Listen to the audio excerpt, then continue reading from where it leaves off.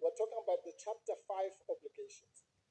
Nobody in their right mind can debate the fact that to the extent that there are obligations in Chapter 5, those are president-specific obligations. Because after all, that chapter is called the president. Or at least the first parts, and to the extent that he appoints the cabinet, that must be read within the context of Section 85. 85.1 says that all the executive must be read within the context of Section 85. 85.1 says that all the executive power is vested on the president. And then, of course, he has the right to get assistance, to put it colloquially. Now, here's the fallacy of the argument on jurisdiction from the other side. They seek to read too much into the fact that some of those obligations are coupled with discretionary powers. But I'll demonstrate that that's completely, that's really just gilding the lily. The issue is this, and I'll just take one example.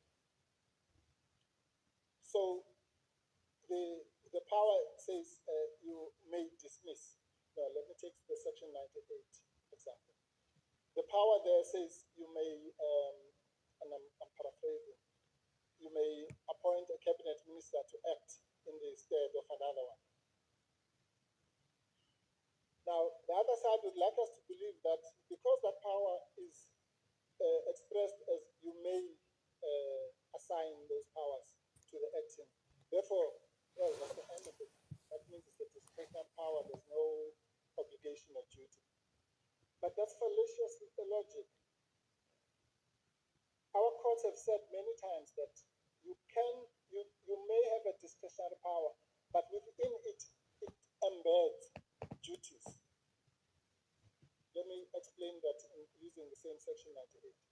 So it might be discretionary to appoint an acting minister or not. In other words, you may decide not to appoint an acting minister.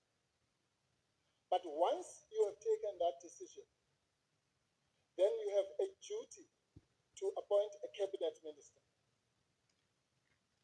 Right? So you can't be mesmerized by the fact that there's a word may in that sentence.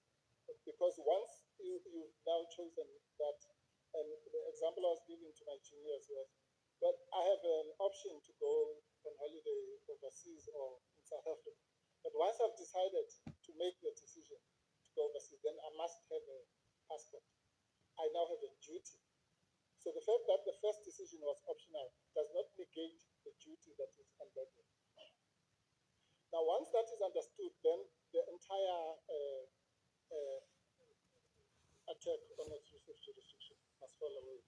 Because self-evidently, those duties are